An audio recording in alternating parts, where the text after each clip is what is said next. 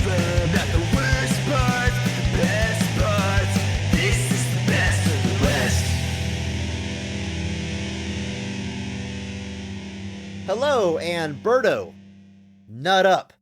Welcome to Best of the Rest, the show where we take a second look at a superhero movie that was poorly received upon release, but only talk about the things we like and what the movie does well. It's sometimes a challenge, but always a good time. And this week, we are talking The New Mutants. My name is Chris Logan, and I am joined, as always, by young comic book expert Andrew Williams. You ready for this one, Andrew? Yeah, I'm ready to dig in The New Mutants. This is one I don't have a huge history with, so I'm excited to talk about it. Yeah, definitely. You know, a lot of movies that we cover, I think I've mentioned it before. I mean, you and I, we're pals, we're buds, we're friends. You know, outside of this podcast, we've talked about a lot of movies. So sometimes when we cover a movie that came out a number of years ago, we've definitely had conversations about it before. But this movie, not that old. No. I did not see it in theaters. I don't think you did either. So watching it to prepare for this episode, I think it's the first time you and I both watched it, and recording the episode is the first time we get to actually talk about it. And that's just not always the case with this podcast. No, not always the case. And just especially in this case, when it came out in theaters too, we were in the pandemic at that point. We'll talk about that more a little bit later, I'm sure. But like, it was just not a good time to go watch a movie when this came out. No, definitely not. But I'm glad we're covering it for a number of reasons. Yeah. For one, given the premise of our show, we've talked about the Watchmen universe a lot. It's a long-running superhero franchise with a lot of highs and, critically speaking, reception-wise speaking, a number of lows. We've covered about half the movies in that franchise because it was, well, poorly received upon release. But this is the last one we're going to cover because it's the last one that got made. Yes. The X-Men property is now under the Marvel umbrella. It is confirmed to be either rebooted or merged into the MCU. We're not quite sure how that's going to work out, but regardless, this universe of characters and movies is over. This is the last movie in that franchise that was released. Therefore, the last one we're going to cover on this podcast. A bit of an end of an era situation here. Yep. This is kind of a bummer because there's and we'll talk about it more during the episode, but there's definitely some interesting stuff going on here that would have been cool to see continue on. But we'll see what happens. I've heard lots of rumors about X-Men in the MCU, about a variety of different films. We'll see how it comes to pass. But yeah, this is essentially the end for the Foxverse. Given that it's the last one, we thought it'd be fun to actually rank all of the movies in the Fox X-Men universe. So we're going to be doing just that at the back end of the episode. All 13 films in this universe will be ranked. You're going to get your official Best of the Rest rankings of the X-Men movies. Now, here's the thing, Andrew, I've got my list and my ranking of all the movies, and you've got yours, but we're going to have to agree on an official BOTR list. And to do that, there's going to be some hashtag positivity podcast rules. We cannot say anything negative about any of the movies as we're ranking them. So if we're trying to decide what movie is, say, third best in the franchise, I think it's, I don't know, X-Men 3. You think maybe it's Logan. We've got to figure out which one goes in that spot. But we can't speak negatively about the other person's pick, just positively about the one that we are fighting for. So, you know, we say it all the time. This podcast is a bit of a challenge, a personal challenge of being positive. We'll see how well we do that when it comes time to rank those movies. We also have your rankings. Listeners of our podcast were able to submit their rankings of the franchise. We sent a poll out on Twitter as well as our Discord. Got a lot of responses. So we'll compare our list to your list and see how it all stacks up. Gonna be a lot of fun. But for now, let's talk about this movie. The New Mutants, released August 28th of 2020.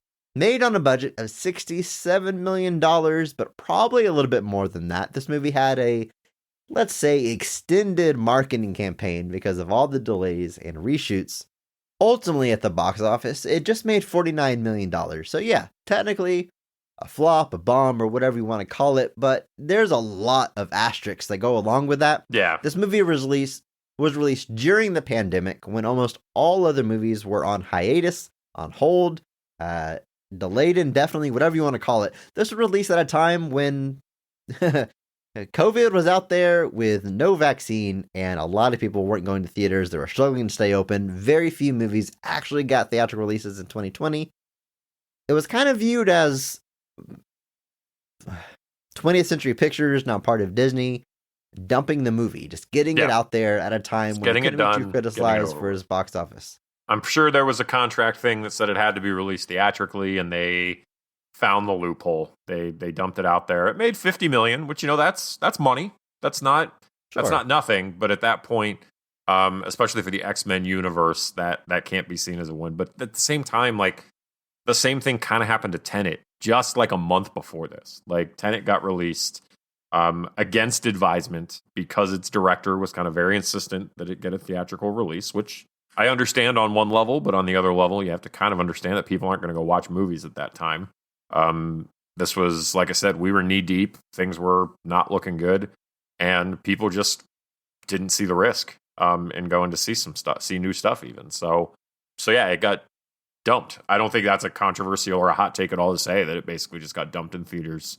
Gave movie theaters a little bit of a rope to make a little bit of money, but mostly just kind of came and went. I mean, this is like, I remember it finally came out and I saw the reviews and it was just kind of gone almost as fast as it came. So speaking of those reviews, it wasn't a great critical reception on Rotten Tomatoes. It just holds a 36% approval rate on the critic side. Audiences aren't much kinder, a 56% on the audience side. All in all, this movie's legacy is that it was a sad end to the universe, and you can interpret that in different ways and find someone with that opinion on it, but there just wasn't a lot of positive things being said about the movie. Today might be the first day I hear some positive stuff about this movie, to be honest with you. Yeah, honestly, it's not even the nicest things I kind of heard were that it was just kind of there. Like, just maybe it wasn't really bad, but there was nothing really stand out about it either. So yeah, but we're here to do just that. Speak positively. #PP. #PP. That's our mutant ability. We can speak positively about any movie that's out there, right? Yeah, sure.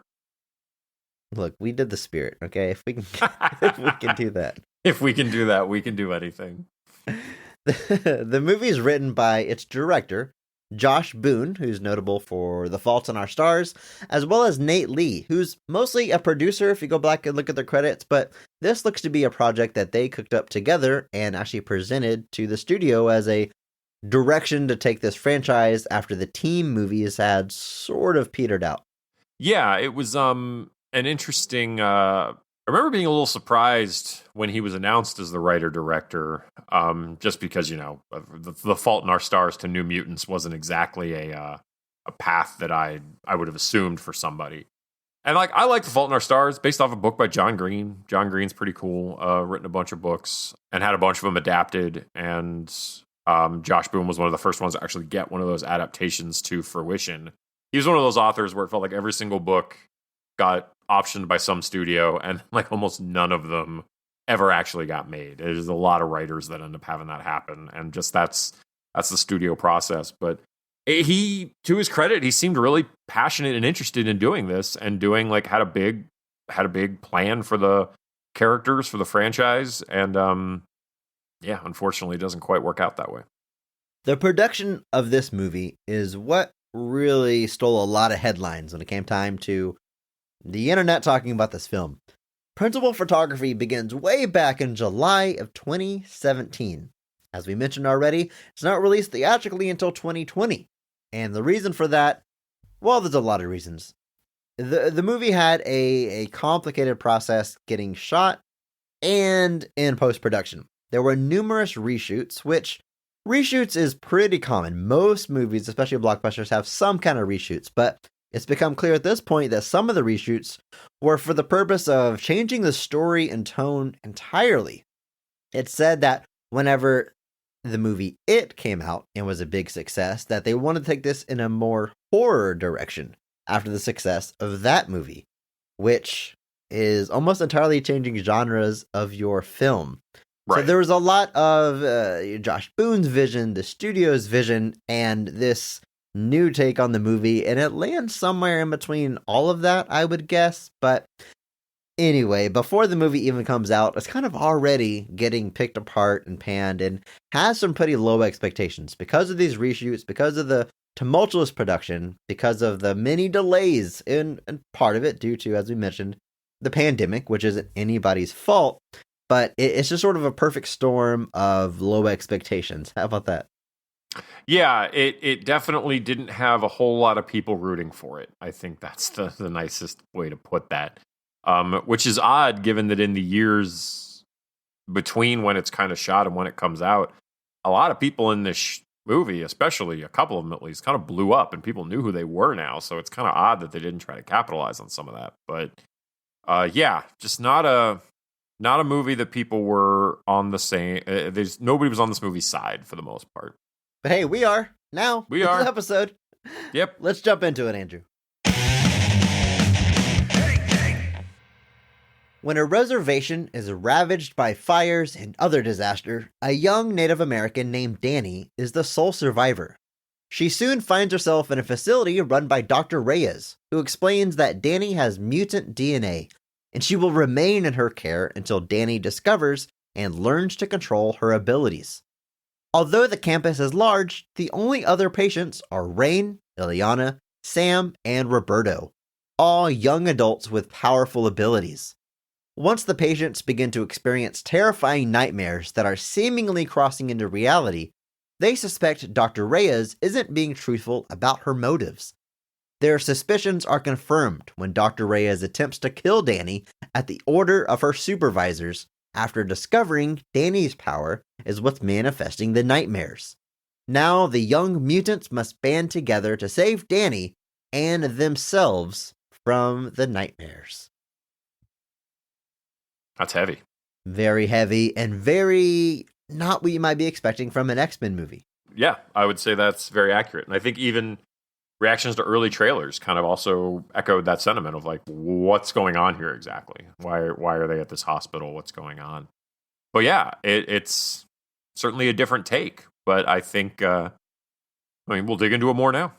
Yeah, I mean, especially if you weren't maybe a fan of the source material, don't understand what the New Mutants is referring to, you just see those trailers, you're kind of wondering, how does this tie into the X-Men, the team, the characters that I know? And it's slowly revealed throughout the movie, but as we've said, interesting take to take the franchise. We're going to jump into all of that, starting with the cast of this movie. And Andrew, you know what we're going to do. We're going to start at the high point with the best casting, the best performance in this movie. Every episode, we recognize one person who has gone above and beyond the call of duty with a performance to elevate the quality of the entire film, or at least the role that they were given. We recognize that person by giving them the Mark Strong Award. So, Andrew, who gets your Mark Strong Award for the New Mutants? I'm going to go ahead and give it to, maybe be considered a bit of a left field take, but I'm giving it to Blue Hunt as Danielle Moonstar / Mirage, as she'll will not come to be known as, but is known as in the comics. But yeah, so she's kind of the core of our story here. She's essentially the lead. I mean, if we're ascribing that status to anybody, the beginning of the film is kind of showing how she ends up here, and then throughout the course of the film, she's kind of your conduit to everything else, and ultimately gets a big part of the finale. But I think she does a great job in this kind of fish out of water sequence. Like, she's kind of thrown into this hospital. She's the new girl. She doesn't know who any of these people are. She doesn't understand what's happening. But I think she does a great job. The relationship she builds with Maisie Williams as Rain Sinclair, I think, is particularly fantastic. Definitely jumps off the screen. And I think it's great that they cast a person with Native American ancestry as this character. I think that was an important thing to do, and I'm glad they did it. So overall, yeah, I'm giving it to Blue Hunt as Moonstar. Yeah, I agree. It's great. I mean, great casting. Like you said, Native American, that is definitely something that Hollywood in general, even the X-Men franchise, has had some trouble with, we could say. Has not always really respected the source material in that way, as far as representing the heritage of these characters come from, but they do here. Blue Hunt is a Native American actress. On top of that, she has spoken a lot about playing this role and what it means for representation. We mentioned she's Native American. The actress also identifies as queer, and in the movie, she gets to have a same-sex relationship. So she is, I mean, really, it feels like the role was made for her, even if it wasn't really actually. But it's just the casting is just that good. It's just, who else could you possibly cast in this role once you look at it from that perspective? You know, all the how true to the character it is.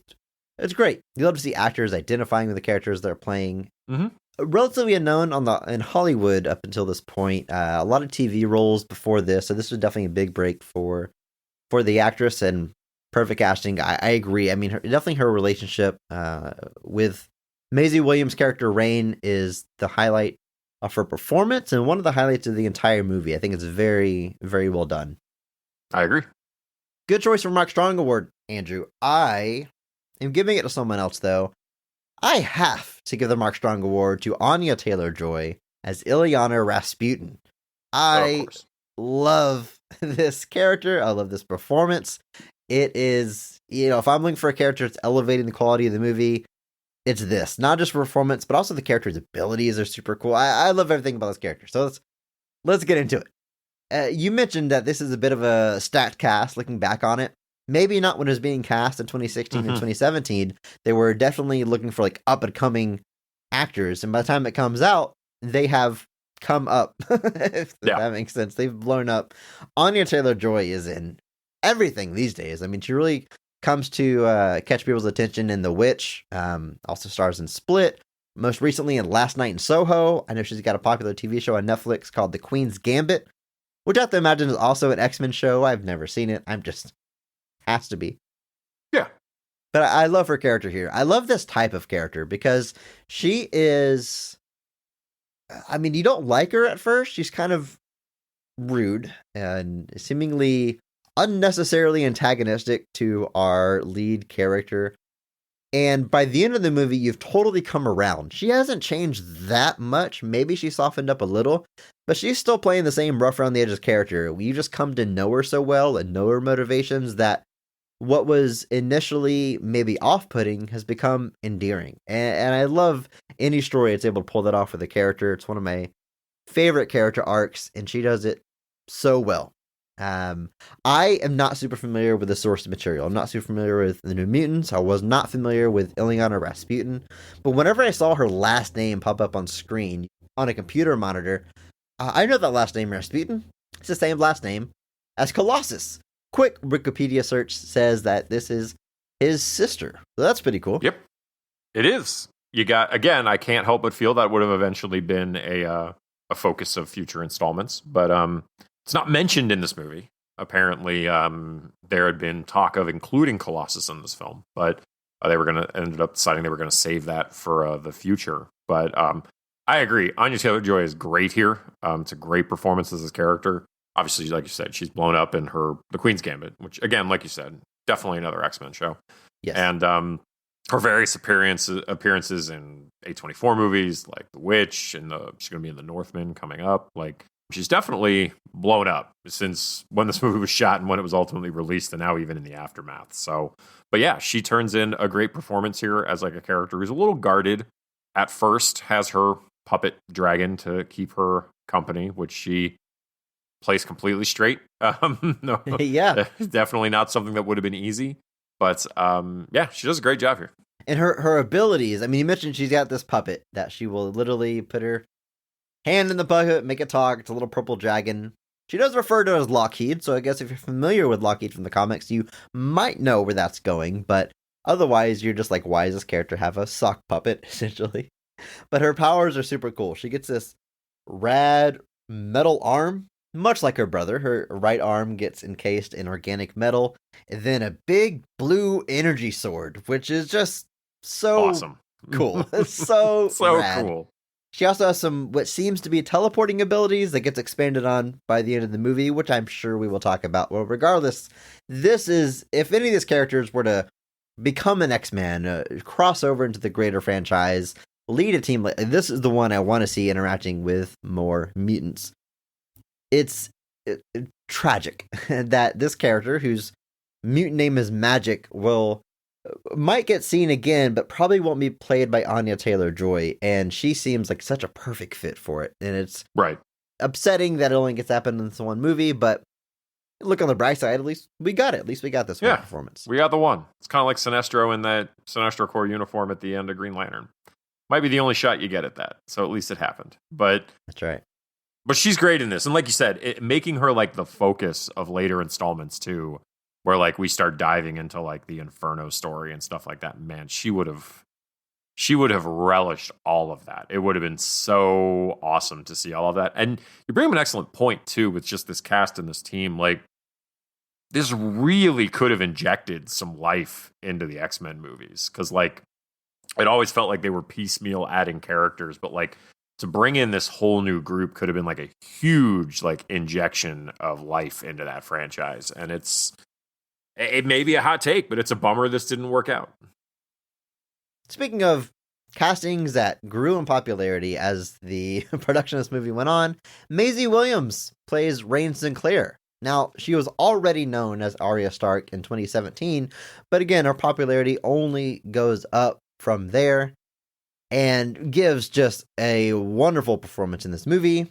We already mentioned she is the character that begins a relationship with Blue Hunt's character of Danny, and it provides a nice emotional core to this movie, a good heart to this movie, and I really enjoyed her character, who essentially her mutant ability is that she's a werewolf. She can transform into a actual wolf, which is awesome. which is pretty cool, yeah. Yeah, I think Maisie Williams is obviously great. Game of Thrones, but even her like brief run on Doctor Who, stuff like that, she's really blown up. So like she was already kind of big going into this, but has only really kind of become more well known as everything has gone on. But she gets a really great arc here. She has the ability to turn to a wolf. Her Catholic upbringing is like conflicting with all of this, basically. Like her mutant ability is already causing enough conflicts. Her personal feelings create another level of conflict for her. So it's this really she just doesn't know where she belongs, really, because it just all seems like it's going against what she was brought up with. And she plays all of that extremely well. And I think, this is one of the best performances in the film as well. Her relationship with Moonstar is great. She reaches out to Moonstar, and I think that's a great indicator of what her character is as well, because she's the one that's like, I don't want you to feel excluded. I want you to feel like you can fit in here and specifically fit in with me personally. And I think that all is pretty well done, and it comes off very natural too. Like, it's not a screen relationship where you like don't buy it. Like, you buy into everything about this. It's very, very well done. And Maisie, the actress, she has such an interesting face. I say this about actors we cover sometimes on the show, but like, it's not even like insult or compliment. It's just super. She's attractive, but like super interesting looking. Like she looks like no one else on this planet. Anya Taylor-Joy is pretty similar. This is a movie of unique looking people. Yes, I agree. Charlie Heaton plays Sam Guthrie, the mutant known as Cannonball. Most of these characters, we don't really know their mutant name, but they do have hints at it. So if you know what they are in the comics, they will hint at it. His mutant ability is that he can accelerate very quickly in one direction. Like a cannonball. He's invulnerable while doing so. And if I got to be honest, if I could ever have a superpower, it probably would be to fly around and crash into things and not get hurt. Can you imagine if he didn't have that extra part? If it was just he can accelerate really fast? Yes. First time he hits a wall, done.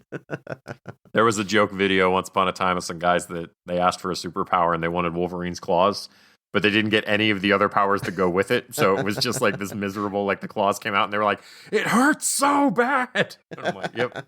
You got to wonder if there's mutants like that, where they have some ability that's like completely useless because they can't use it without something else to go with it. There is a, speaking of horror story from the X-Men universe, there's a horror story to be told there. Like, think about a mutant who can blow himself up, but that's it. Like, he can't come back from it at that point. Like the Human Torch, but he feels the fire. He just lights himself on fire, then he's just a guy on fire. This is horrible. God, he turns it on. He's like, He's like trying to like just do. You can only Flame like, off, please. flame off forever. Like just yeah, you only see the cool mutants with the cool powers. No one talks about the guys with the issues, but Jesus Christ. Something about Charlie Heaton here. I don't think this about the actor like in other movies or in general, but here we've got this ball cap on. I don't know it. He reminds me of Bill Hader, and I can't even tell you why. He doesn't look like him. I don't get confused. Like, hey, is that Bill Hader? But he just, if they were to make a biopic of Bill Hader, let's say that he would play Bill in his early 20s. Okay. I have nothing further to add to that conversation because okay. You're right. He doesn't look anything like him. I don't even think the vibe is very much there, but whatever. He's got like this Kentucky Southern accent. Yeah, like does something. I don't know. That's not how I've. That's that Kentucky accent that Bill Hader is definitely known for.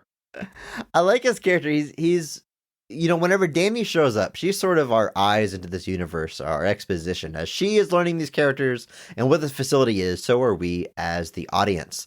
And the other patients, there's sort of a spectrum. On one end is Rain, who immediately takes her under her wing and is very comforting to her. And the other end is Ileana, who is needlessly antagonistic and mean to her. And all the other characters kind of fit somewhere on that spectrum. And he's, Sam's a little bit more closer to the Rain side.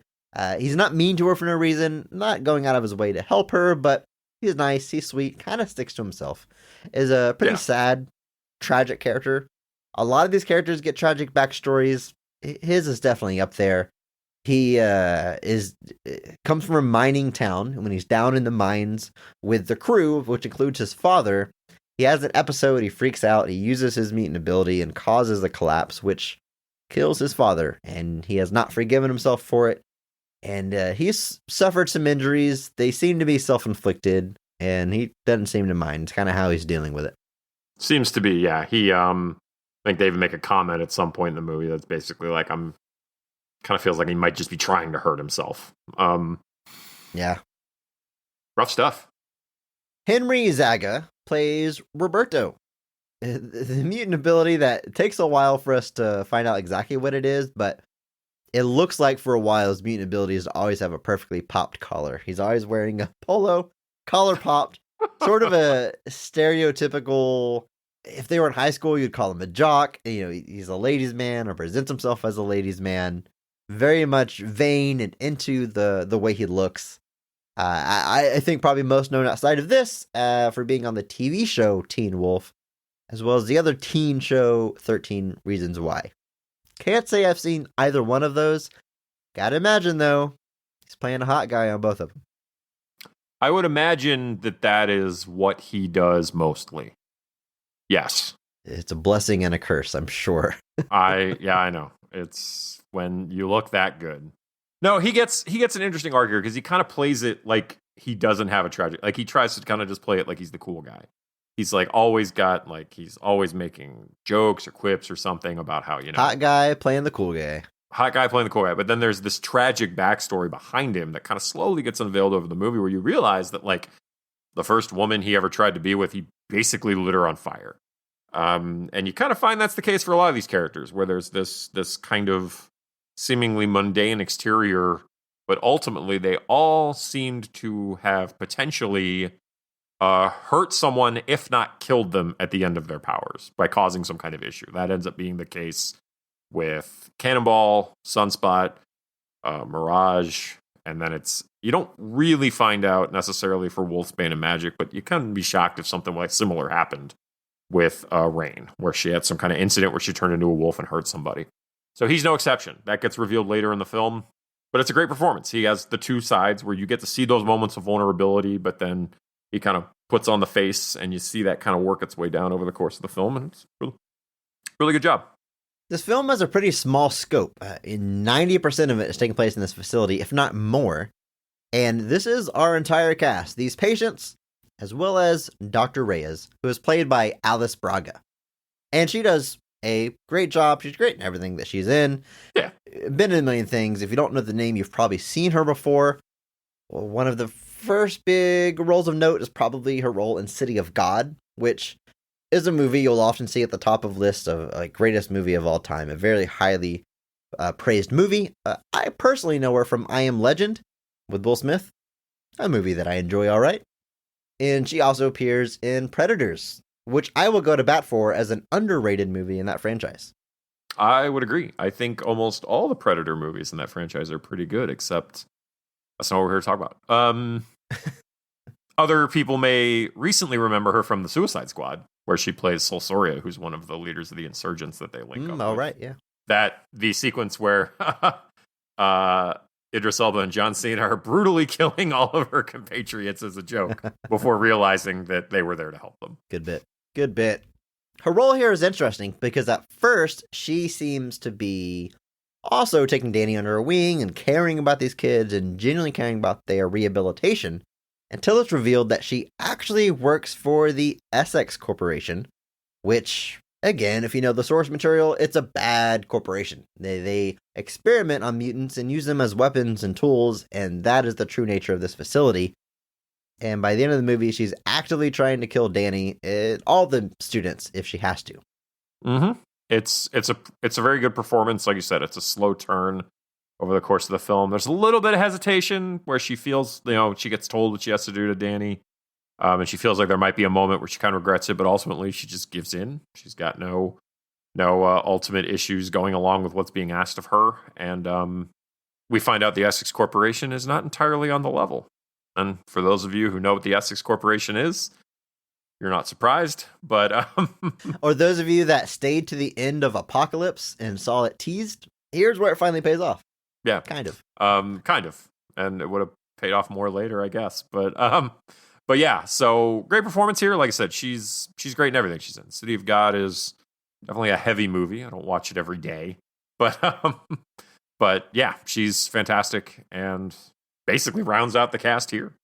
Yeah, so let's jump into the movie. Let's jump into our favorite scenes of the movie, starting with the high point, with what we consider the best scene of the movie. Andrew, start us off. When is this movie firing on all cylinders? What is your favorite scene in The New Mutants? To me, it's got to be the finale, the big final fight with Demon Bear. At this point, the Doctor's duplicitous nature has become revealed. She's tried to kill Danny. The team tries to save her. Ultimately, Demon Bear manifests. I love that he's called Demon Bear. All years. I also love that the idea of there might be someone listening to this episode of our podcast that hasn't seen this movie. And at no point in my synopsis did I mention Demon Bear. And we talk about, it all takes place in this one facility. And right off the bat, you're like, yeah, I like when they all fight a demon bear. That's got to be some whiplash. Yeah, just listening. What? Who? But it's Danny's fear that gets manifested. Yes, and it's Danny's fear manifested as a demon bear. And so the bear first kills Dr. Reyes, and then the team kind of all fight. At this point, kind of leading up to it, we've all kind of formed into our team members. We've all figured out our place, and we've become the team essentially. And so this big final fight is like everybody kind of either getting their big moments or kind of finally, as your intro said, nutting up. And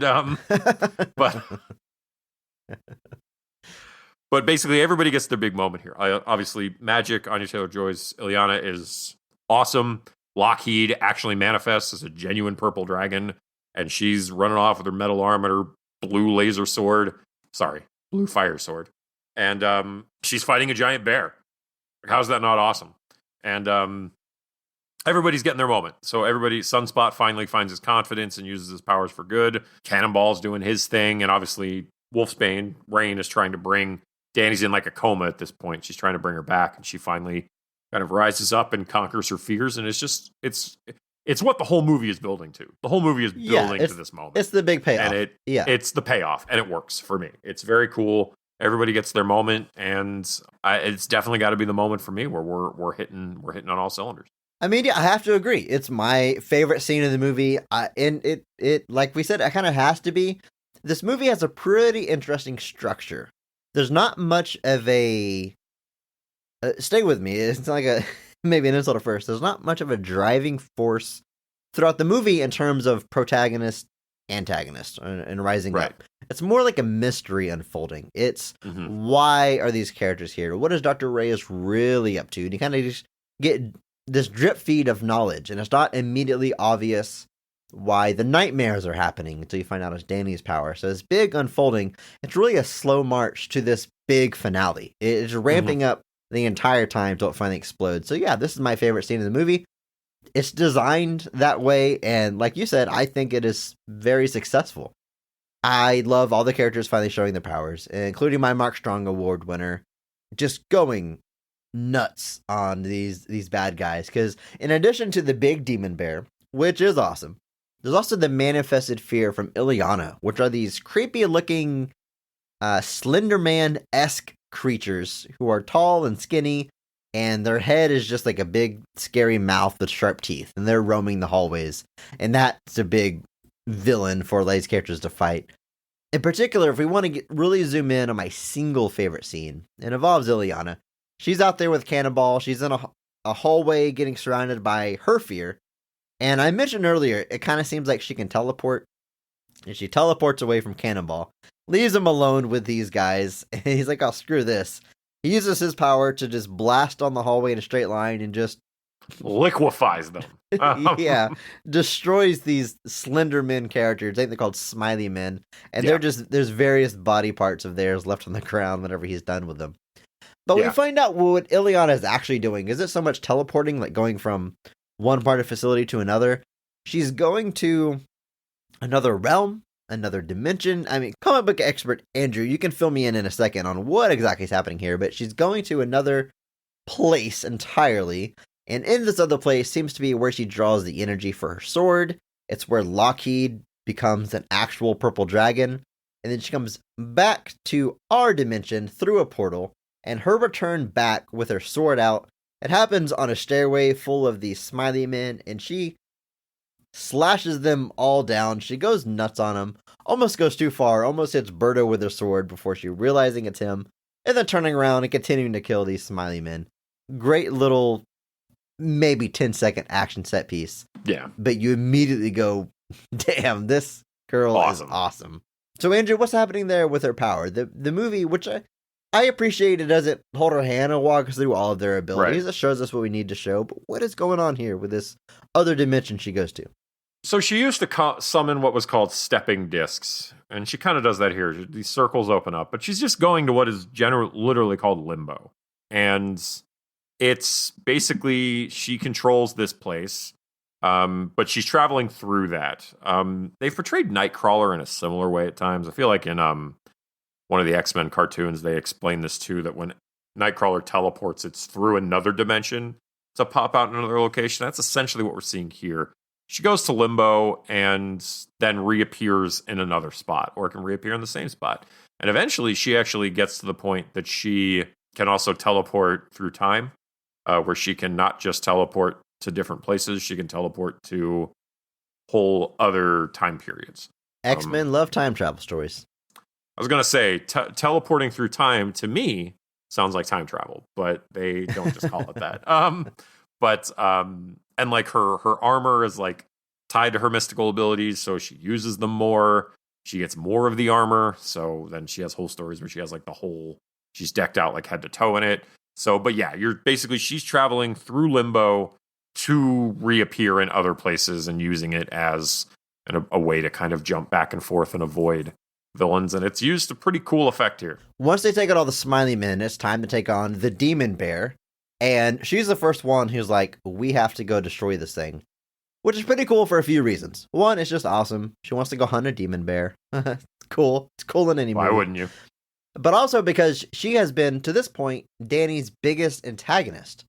And they know by now that the entire reason this Demon Bear is there is because of Danny's power. Danny is in a medical coma, like you said earlier. They could just kill Danny to kill the Demon Bear. They could leave Danny behind to be killed by the Demon Bear. But she's the one who's like, no, let's take this thing on. Let's destroy it. Let's band together. For her character to be the one to do that is pretty cool as far as what it means for a character arc. It's also cool because it teases her mutant name here. Because the group is telling her, we can't take this Demon Bear on. Rain says, yeah, you can't defeat it. It's magic. And before she walks into her portal, she looks back and says, so am I. and it's a pretty cool little moment. Her mutant name being Magic. Yes. With a K. With a K. Mortal Kombat style. Yes. I was just waiting for the CSI Miami yell right after she said, "So am I." It disappeared through. Andrew, we did receive an email about this movie. One of our listeners sent us their positive thoughts, everything they loved about the movie. Cool. This email comes from Shane from Louisiana. First off, they want to give us a disclaimer that they have read the comic books since they could remember, and the New Mutants is actually what got him into collecting comic books. So they seem pretty close to this movie, the source material, and a big fan of the franchise as a whole. They go on to say, who shines, or the Mark Strong Award winner, has to go to Anya Taylor-Joy. Yes, Shane, I agree. Let's remember that this was filmed in 2017, so we would have seen this in 2018, right after Split and Morgan. A little backstory of Ileana was that she was kidnapped at age 7, then returned like a week later in our time, and somehow she was 15 or something like that. She was abused for those years in limbo by demons, so she acted like that to other people until her kidnappers came around and she was reduced to a 7-year-old scared little girl until she got over it. Of course, we had to reduce that to an hour-and-a-half movie, but I thought she did a great job. Well, first of all, Shane, thanks for giving me some of that backstory. Andrew, you explained what limbo is, but those smiley men seem to be demons from limbo that held her captive. It's kind of making sense now, kind of filling in what we see in the movie, because when they first show up, she's not immediately gung-ho about finding them. She, like Shane here says, gets kind of reduced to a 7-year-old girl again, mentality. Shane goes on, so what works? The isolation of the whole thing with kids was a good story. From watching Buffy and the DVD collection on the shelves, nice added detail, to the teen love and tying in Logan, which makes you think, this is part of the original X-Men universe. I know they advertised this as a horror, but I never saw it as that. If you read comics, this was what happens when you have young mutants. Unpredictable behavior of mutant powers. I enjoyed this from start to finish. I never once said this isn't the way it is in the comic book because this was such an obscure comic I never thought in a million years it would ever get made. We had tie-ins with Mr. Sinister's Essex Corporation, which we had a brief tease of back from Apocalypse. As far as the best scene, Shane says that anyone that doesn't say the big fight scene in the last act should be slapped and beaten. Well, thankfully we are not getting beaten because thank you. We agree, Shane. Please don't hurt us. It's the last scene. It's the big action fight. Of course it's that. You get to see all the New Mutants take full control of their powers and work together to protect Dani from her spirit bear. A nod to the comic was that Cannonball could only fly in straight lines the first 10 issues. I watched the film several times and I still haven't seen him turn. I loved the show. It was a small cast and a small set. I think it did poorly because everything is expected to be giant, flashy, billion-dollar budget films, and this isn't what the New Mutants is. Also, the romance between Rain and Dani was super sweet and didn't feel cliche and forced like some teen romances feel these days. Rain's vulnerability felt genuine, with shared tragedy between the two. And the horny teenager side of Roberto was a great nod to the comic because he was always acting that way to the girls in the team, if not quite that liberal. Well, Shane, thank you so much for the email in general, but also for giving us a little bit of insight into some of these characters and backstories. It's cool to hear from a fan of the source material that they feel like the movie was a good adaptation of the story. I think you covered it. Thanks for writing in, Shane. Thanks for agreeing about Anya Taylor-Joy. Not to be outdone, Phil from Missouri hopped into our Discord and shared some of his thoughts on the movie as well. Phil says, I liked how this movie turned out. Rain was a charming character, and it was easy to root for her and Dani's relationship. Having a new group of mutants to introduce and learn about made the movie more interesting, and there were more standout moments with powers than in the last 2 X-Men movies. A weird way to end a franchise, but not bad at all. I agree. Thank you, Phil. Now, I gotta say, at first, hearing a line about there being more standout moments with powers in this movie than the last 2 X-Men movies, that sounds like a bit of a hot take. I mean, the X-Men movies, the team movies, are big budget spectacles. But if we're being honest, #Positivity Podcast, by the end of that run of team movies, the cast had gotten pretty large. And you lose a little bit. When it's such a large cast fighting for screen time, it's harder to really dig into specific character a moment. So I think by scaling back that scope to just a handful of mutants and kind of slowly learning who they are and building that final fight, I think Phil's got a point here. There's maybe more impactful mutants or displays of power here than we did see in those last two X-Men movies. Well, you think about those last two X-Men movies too, the casts were relatively the same and their power sets were mostly understood. Like the last two X-Men movies were what? Apocalypse and Dark Phoenix? Right. So by that point, we've gotten the Days of Future Past with Quicksilver, which they do repeat in Apocalypse. But at that point, it wasn't really standout because we'd seen it before. And otherwise, Cyclops, Jean Grey, Nightcrawler, Storm, all of them, we'd seen their powers on display before. Here, for the most part, you're seeing stuff we haven't seen before. So I think that makes them more standout just by the nature of the fact that these are new mutants that we are seeing for the first time in a lot of cases, using fairly unique powers that we hadn't really seen in the franchise to that point. So I don't... It sounds like a hot take on the surface, but I actually don't really think it is. I think it's actually a very interesting point that kind of highlights the differences between the two, honestly. Yeah, and I agree, Phil. It is a weird way to end a franchise. Obviously, that wasn't the plans when it first went into production to be the end of a franchise, but it is strange because it is seemingly setting up a new era in the universe that we know will never come to be. Right. Bittersweet, as it were. But thanks again, Shane. Thank you, Phil. Thanks for writing in. Thanks for sending us your thoughts. And if there is a comic book adaptation that was poorly received upon release that you like, please send us an email, bestoftherestpod@gmail.com, or hop into our Discord. Share your positive thoughts. When we cover that movie, we will read your thoughts on the episode. You know that demon bear. I keep going back to it. It is so cool. Yeah. Whenever it gets hinted at throughout the movie. I mean, at the very beginning, there's that big destruction on the reservation where Danny is. That is kind of hard to tell what it is. It might be a natural disaster. It might be a tornado. Yeah. We can surmise by the end of this movie that it was Danny's demon bear that destroyed her reservation. Another tragic backstory for one of our characters. Her father being amongst the ones that were seemingly killed in that attack, and why she ends up at this hospital. But we don't really visually, see this bear until the very end of this movie, right before this big fight. Mm-hmm. Dr. Reyes has all of the New Mutants trapped. Her ability is to create these force fields, so she has them all in their individual force field, seemingly gonna just kill all of them instead of just Danny. And at this moment, this facility, which is on lockdown, the kids can't get out, there's a perimeter around it. The alarm system tells us that there's been a breach of the perimeter. Which, I'll be honest, when that first happened, I mean, we knew the Essex Corporation, that's run by Mr. Sinister, that's a big bad of the X-Men universe. For a second, I was like, are we going to get Mr. Sinister in this movie, in the final act showing up? That would be so awesome.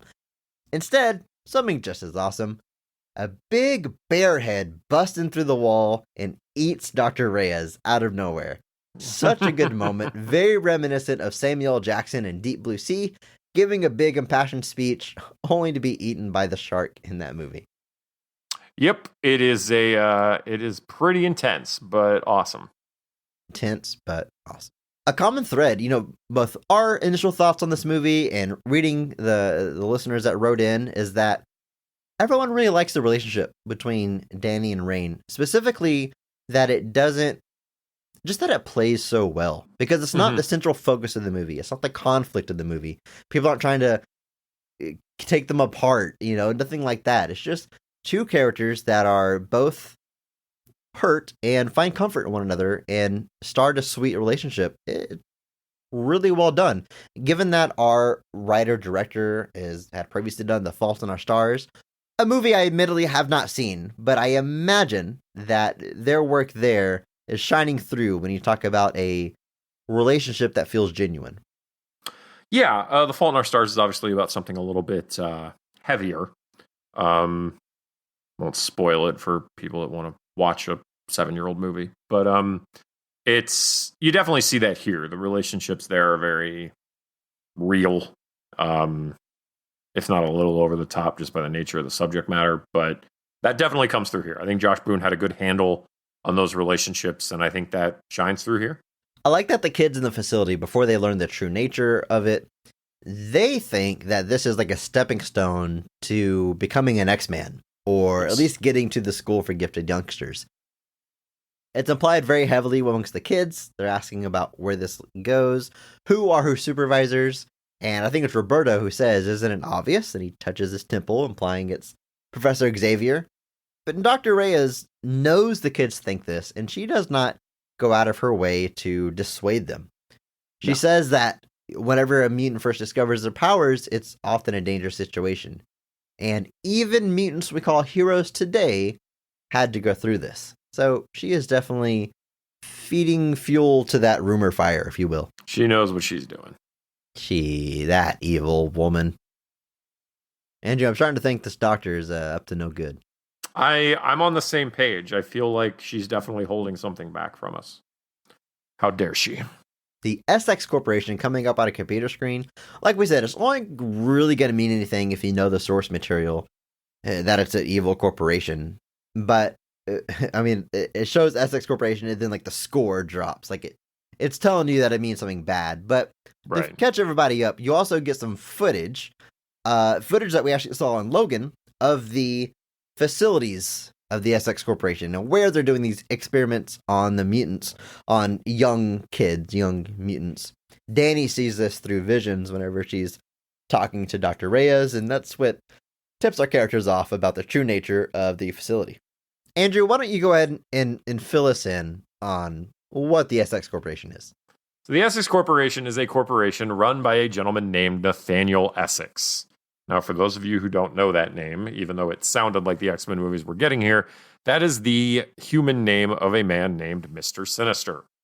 One of the more classic X-Men villains. He appears for the first time in 1986. He's first mentioned and then makes his full appearance the next year. He was originally the employer behind the team of assassins known as the Marauders, and then later ends up that's all part of the Mutant Massacre crossover, and ultimately is revealed as an X-Men villain in his own right. He has a very unique look, which I would have been very interested in seeing how they would have adapted that to film. That's a way to put it. Unique look.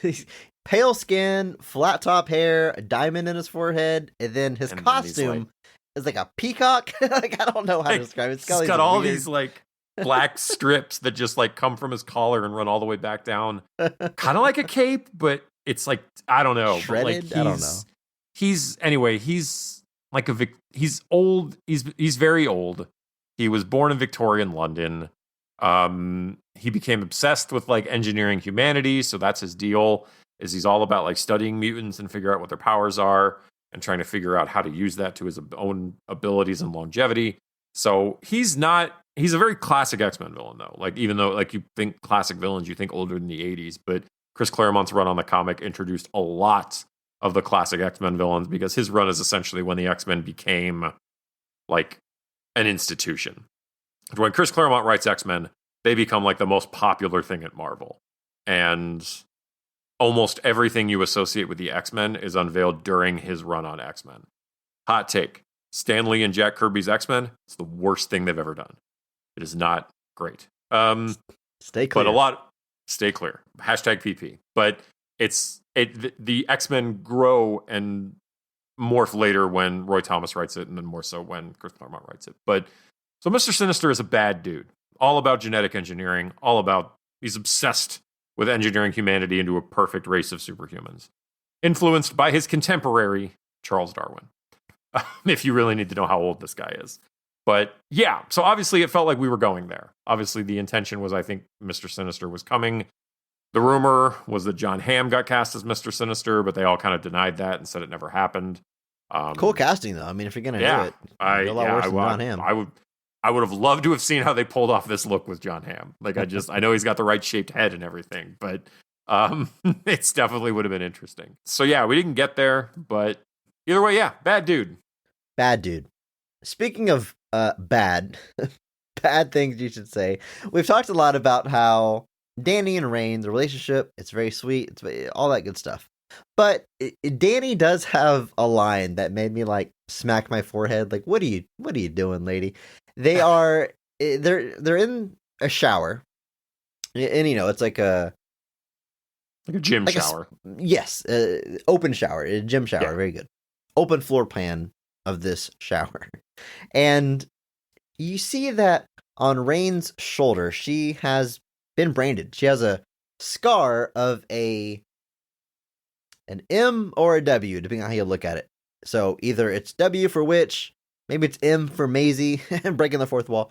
But she got branded by a priest we see in a flashback later when her fear is manifested. But at any rate, when Danny sees this, she tells her, that's some serious body art. Tattoo wasn't painful enough?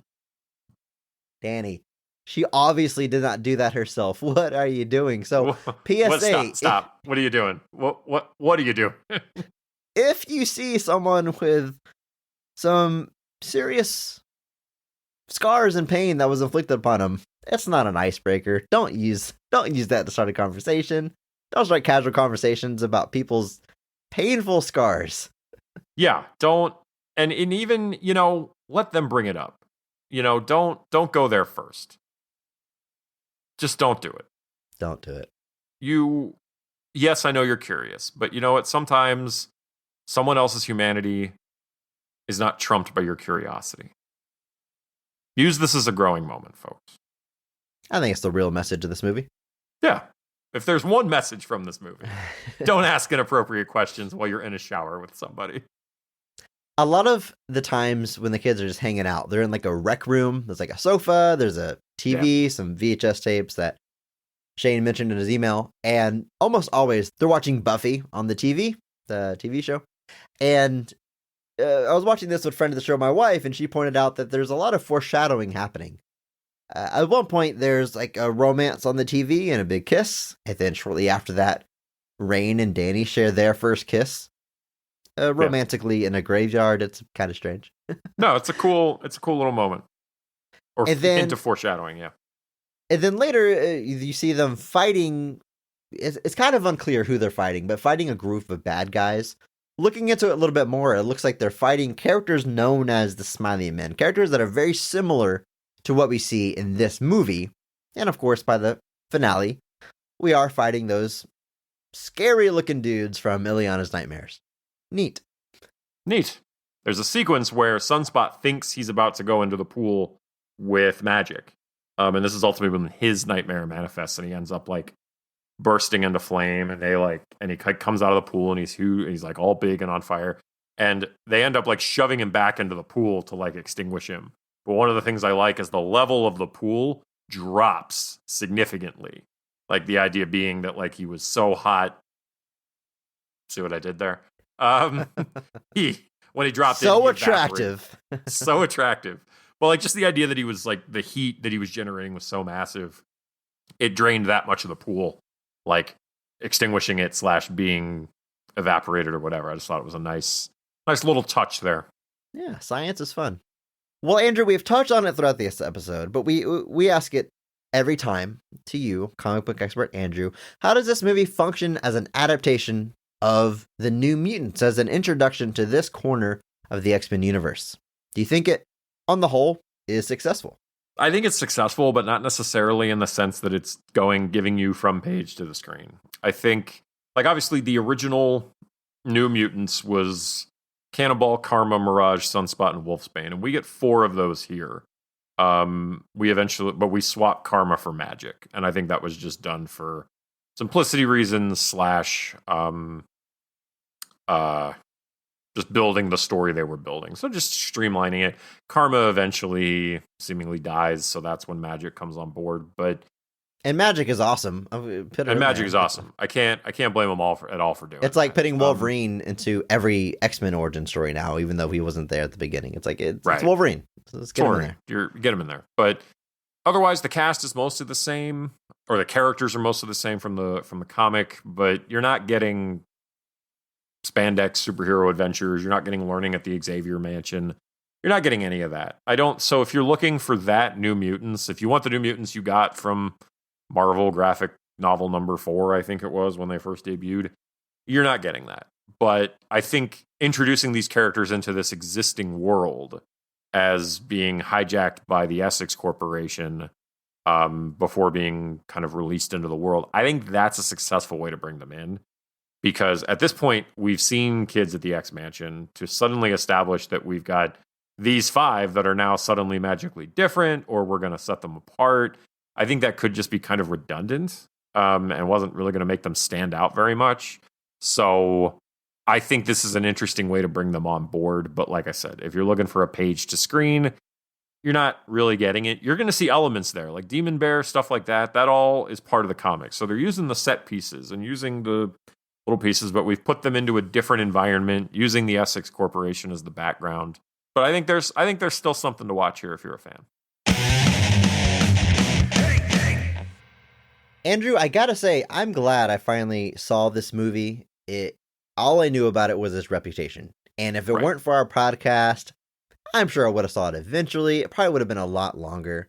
But now I've seen every X-Men movie. And honestly, with this and Dark Phoenix, a lot of people look at these 2 movies kind of together because they both were released after we knew that Fox had been sold and the franchise was ending. I think they got a lot of flack before they even released, and honestly, both of them, I think, get too much negative attention. I'm not going to try to convince anybody they're the 2 best in the franchise. They're masterpieces. That's not my point, but they are enjoyable. We're going to get to rankings in a minute. Quick spoilers.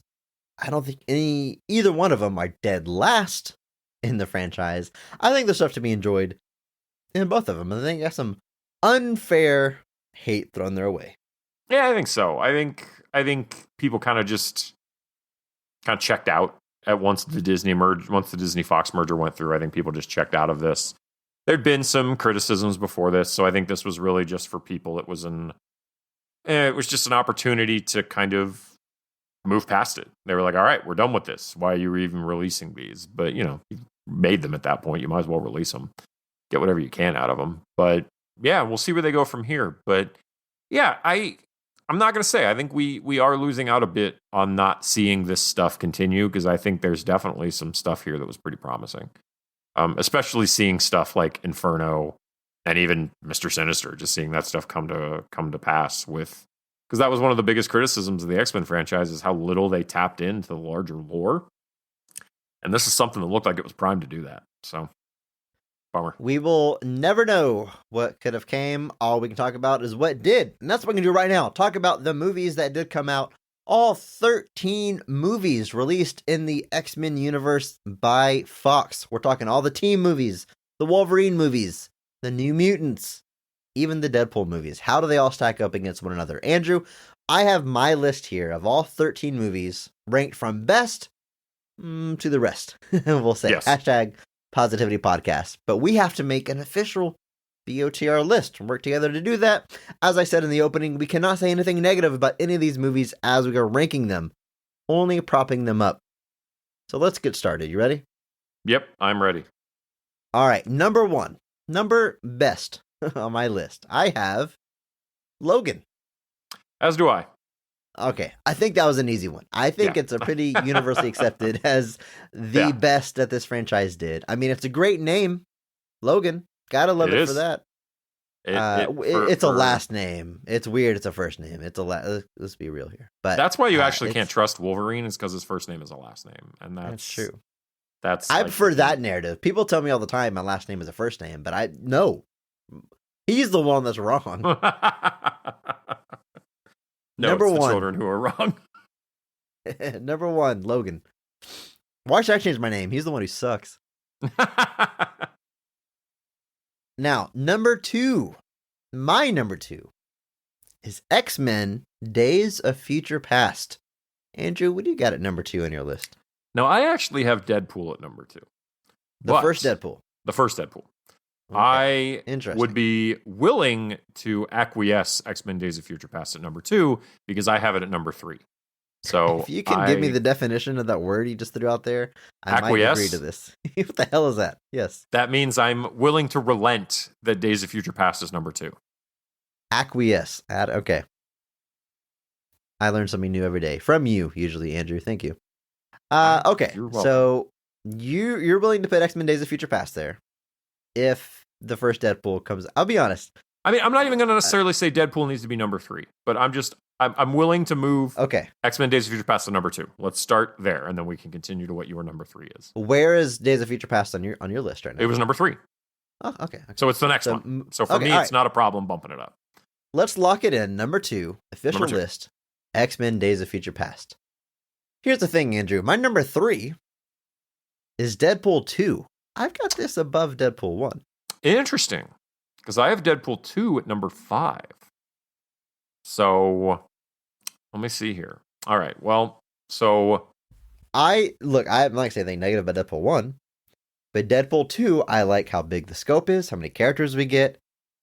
I think visually it's better, and you've got Josh Brolin as Cable. that's true. All great stuff. I'm loving Deadpool 2. All right. I think I can go. All right. So we're going Deadpool 2 at number 3. Is that what's happening here? I'm cool with that because that's where it is on my list. All right. Let's do that. Okay, let's lock in Deadpool 2. Let's see how jacked my list is about to get. What's the first right now? What's the first movie, the highest movie in your list that we haven't ranked yet?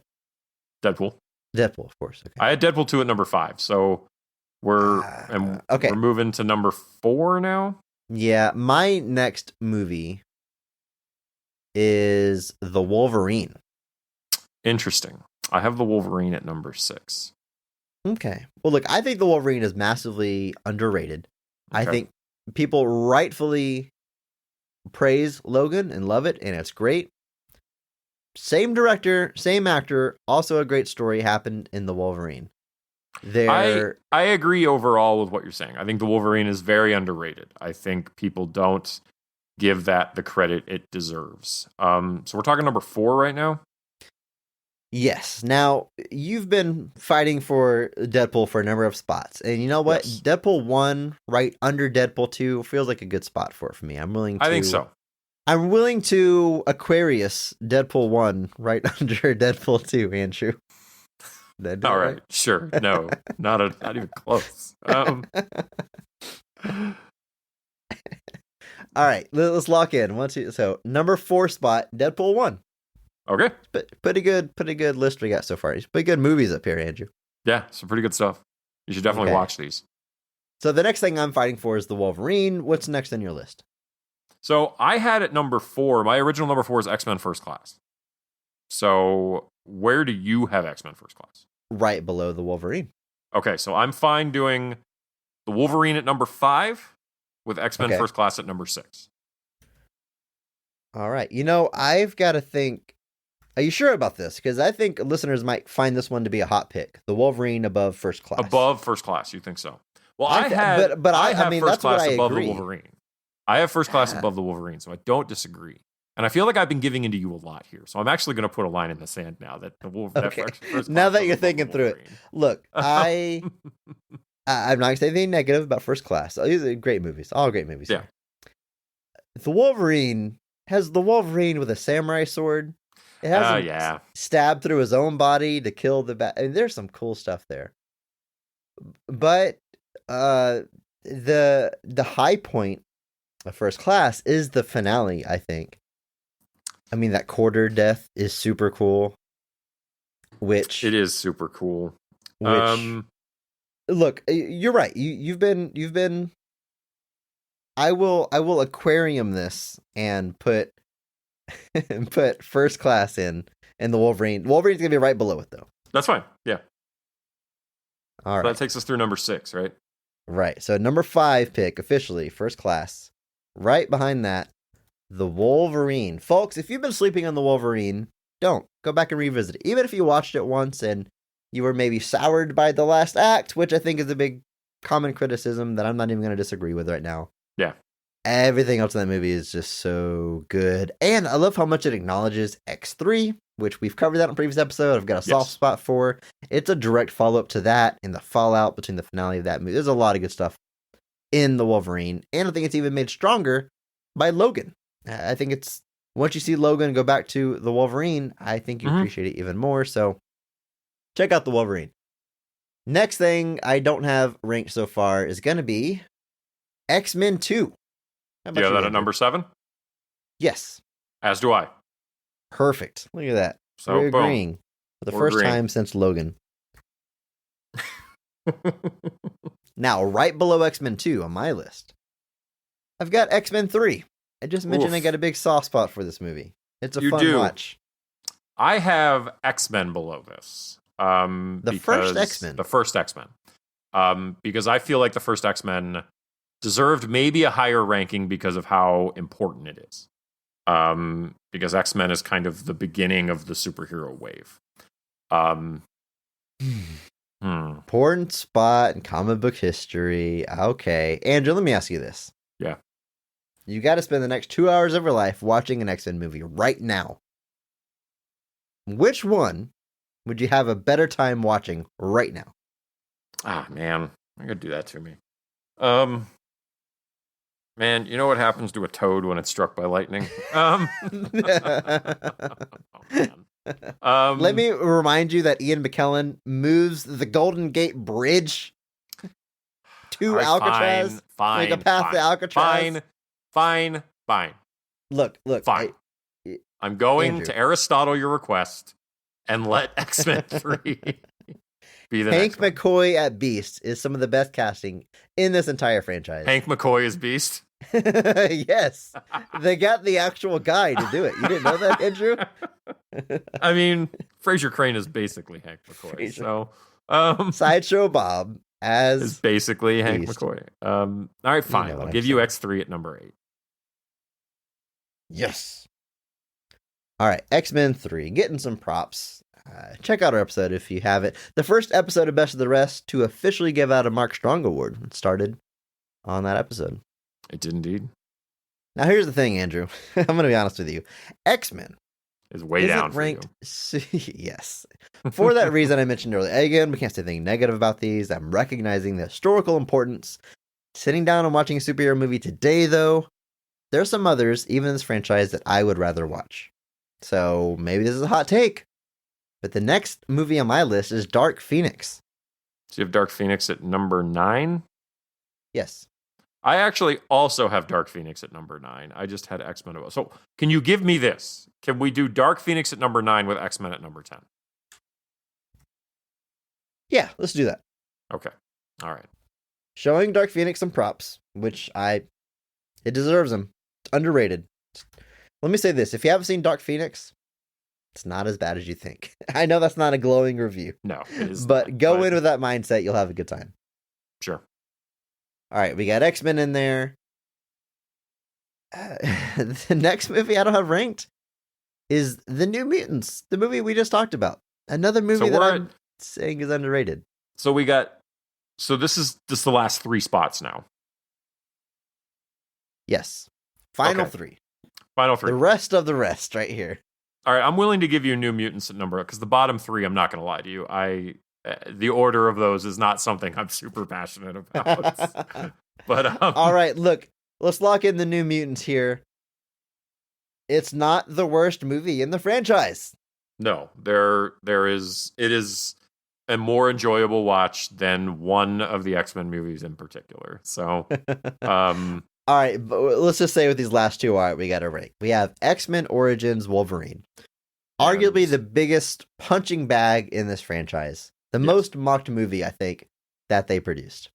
As well as X-Men Apocalypse. Not technically the last team movie, because Dark Phoenix comes after it. But the last team movie that a lot of people actually watched. How about that? right. I think that's a nice way of putting it. Man, I don't know. I feel like on my list, X-Men Origins Wolverine is above Apocalypse. if X-Men only for Hugh Origins- Jackman. Well, Hugh Jackman. I also love Kevin Durand as the Blob. I wish we got more of that guy. I thought that was a lot of fun. This is the debut of Ryan Reynolds as Wade Wilson. I know it's not full Deadpool. Oh, so but now he's- now we're saying historical importance. It does matter. Hang now, on, Chris. hang on. His scene. Okay, people are dead. Like, it's great. I love it. That scene is what sold people on the idea of a Deadpool movie. Sorry, historical importance, I know, but I enjoy watching that scene. I enjoy watching him as Deadpool, as Wade Wilson. Okay. All right. Well, I can't really make any arguments in Apocalypse's favor. Obviously, the That's Quicksilver telling. scene is cool. But Wolverine wearing the full Weapon X. That is cool. Weapon is X Wolverine pretty cool. is pretty awesome. But look, whenever your movie is stolen by a cameo, That's true. I mean, you're. You'll have to cut that. I just said the F word under my breath. Man, I got no arguments. I can't do it. I can't do it. Yeah. So I think we're locking it in. X-Men Origins Wolverine at 12. Apocalypse at 13. Look, we did it. We didn't say a negative thing at all, did we? And there was minimal arguing. There was that's not true. I'm gonna kill you after this podcast goes off air. I'm gonna cut that angry rant that expletive laden rant, racist rant. You just how dare you, Chris? I'm trying to get canceled. Look, let's recap. Best of the rest official rankings of the X-Men franchise. From best to rest, we have Logan, X-Men Days of Future Past, Deadpool 2, Deadpool 1, First Class, The Wolverine, X-Men 2, X-Men United, X-Men 3, The Last Stand, Dark Phoenix, The Original X-Men, The New Mutants, X-Men Origins Wolverine, followed by X-Men Apocalypse. There Boom. it is. Boom. There it is. Look at that. Now, Andrew, as I mentioned, we did ask listeners to send us their rankings of these movies. We sent the link out there. We got a lot of responses. We did the math. We did the numbers. We tallied it up. Let's see how they stack up to us. At the top of the community rankings of the X-Men movies, Logan. Good job. Y'all got that one right. Boom. Good job, guys. Followed by Deadpool, the first Deadpool. So they lined up with me on this one.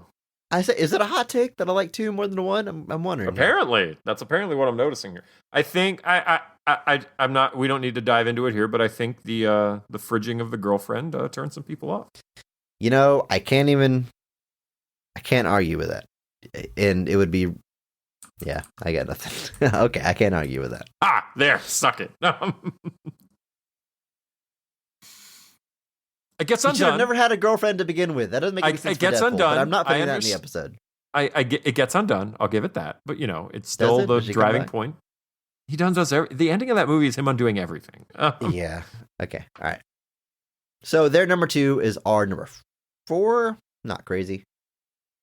Number 3 for the community, Days of Future Past. Our number 2 pick.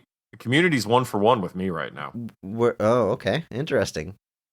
Number 4 from the community, X-Men. Oh, all right. We've diverged. Pretty high for the community. The honeymoon is over.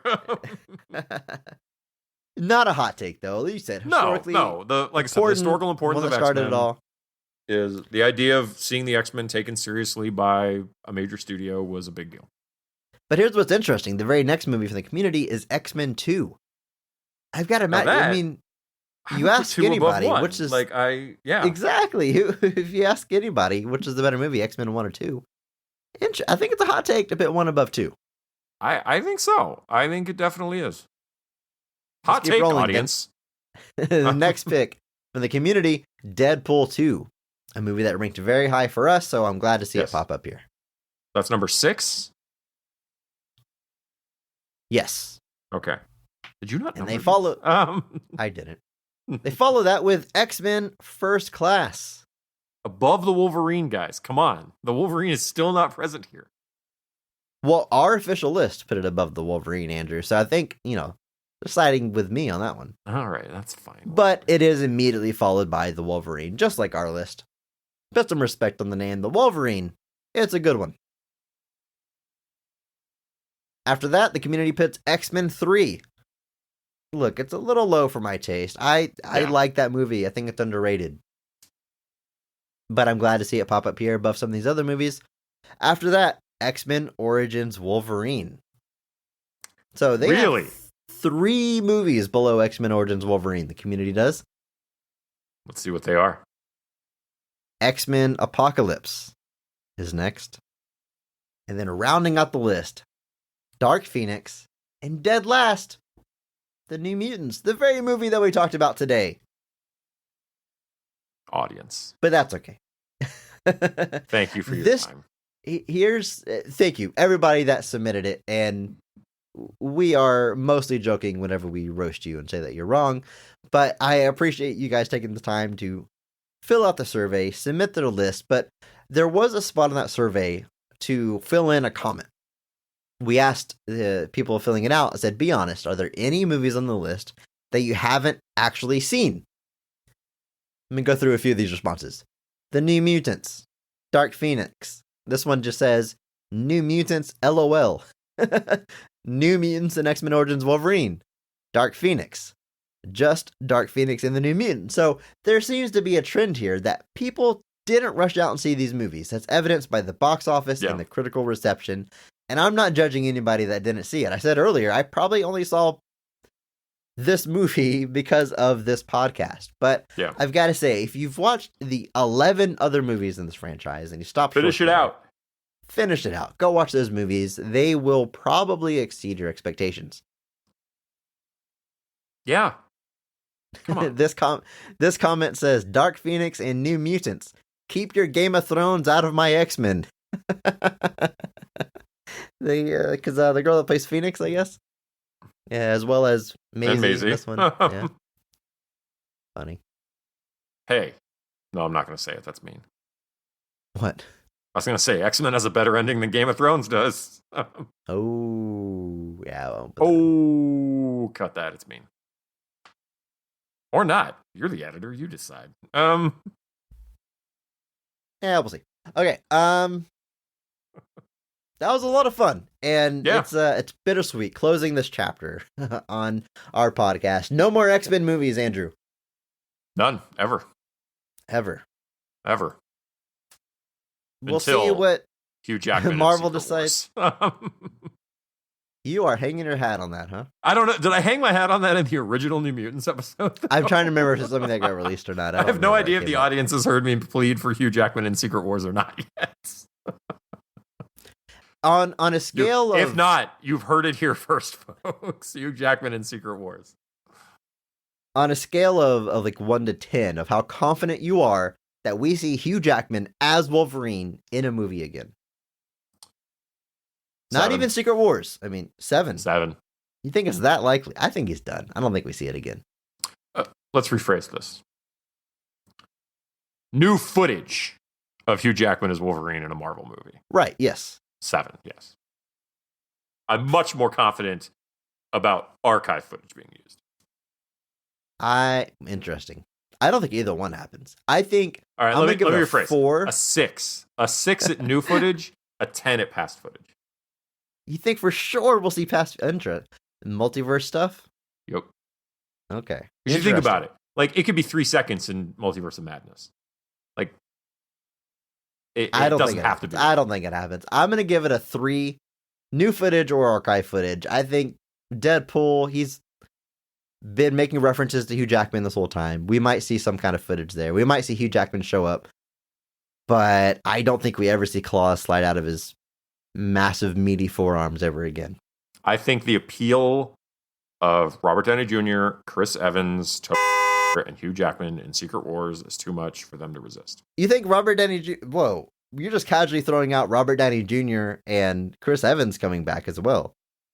Who knows, man? It's Secret Wars. We will see. I don't know. We'll see how this all pans out. But let's get out of here. This was a ton of fun. I'm taking the Nostradamus method, man. I'm 100% wrong about the things I don't guess about. Yeah, let's get out of here. Yeah, let's get out of here, folks. I've made enough useless predictions for the day. Until Secret Wars, remember that maybe not all movies are great, but all movies have greatness. Thank you to Mark Benavides for singing our theme song. Follow him on Instagram at NotThatMarkAnthony. Thanks to Mitch of Depressed to Impress for the music. Check him out on YouTube at twitch.tv. If you enjoyed this episode, please share it with a friend. It's the only way that we grow. And follow us on social media at BOTRcast. Thank you.